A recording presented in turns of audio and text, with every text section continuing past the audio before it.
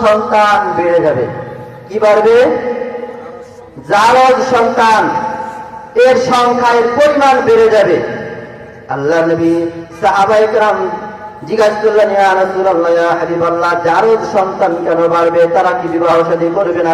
হ্যাঁ, বিবাহ করবেন, কিন্তু স্বামী আর স্ত্রী হিসেবে প্রথমে থাকবে, এরপরে দ্বন্দ্ব রেখে স্বামী স্ত্রীকে তালাক দিয়ে দিবে, স্ত্রী স্বামীকে ডিভোর্স দিয়ে দিবে।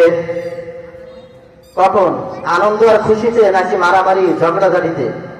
ঝগড়াঝাটি রাখবে, বা 3 তালাকের জায়গায় 33 তালাক দিয়ে দিবে। এবার তালাক যখন হয়ে গেছে, তালাক যখন দিছে, তালাক তো হয়েই গেছে, রাত ছিল, রাত যখন মিটে গেছে, ঠান্ডা হয়ে গেছে, এইবার স্বামী স্ত্রীকে বলে, হাই কি করলাম? স্ত্রীও বললো, তুমি কি করলা? আবার একটু পর বলে, আরে যা করছি করছি, কেউ তো আর জানে না। কে বলেন কেউ জানে নাই?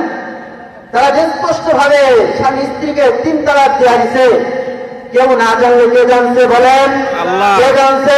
আল্লাহ। এখন এই 3 তালাক দেওয়ার পরে এই তালাক প্রাপ্তা এই মহিলা এখন কি তার স্ত্রী আছে? না। আছে? নাই। সে কি হয়ে গেছে? মাহারাম, গায়রে মাহারাম হয়ে গেছে, হারাম হয়ে গেছে।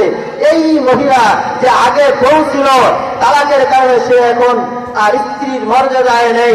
তাকে নিয়ে যতদিন পর্যন্ত ঘর করবে, সংসার করবে, ততদিন হারাম কাজ করবে। আর ওই গর্ভে পরক্ষণে পরবর্তীতে যত সন্তান হবে, সব কি হবে? জারজ সন্তান হবে। এই সমাজে যেহেতু ইমাম, আমরা হুজুর ইমাম সাহেব আছেন, অনেক মাসালা নিয়ে আসে, যে তাদের মাসালার সর্বশেষ চূড়ান্ত সিদ্ধান্ত হলো বিবাহ নাই, তালাক হয়ে গেছে, কিন্তু কিছুদিন পরে দেখা যায় কোন সমাধান না করে, শরীরী কি বলে সমাধান না করে, আবার তারা একেবারে অন্তরঙ্গ বন্ধু হইয়া আগের মতন ঘর সংসার করে। এতই যদি অন্তরঙ্গ বন্ধু হবেন, তাহলে ওই সময় তালাক কেন দিয়েছেন? তালাক দিয়ে হারাম বানাইয়া এবার হারামকে নিয়ে ঘর সংসার করতেছেন।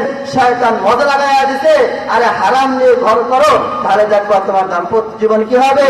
সুখের হবে। আসলে কি সুখের হয়? হয় না। দুনিয়ার জীবনে গুনাহে গুনাহে যায়, আর আখিরাতে কি হবে? চির জাহান্নামী বা জাহান্নামী। এই জন্য মা বোনদের সতর্ক হওয়া দরকার।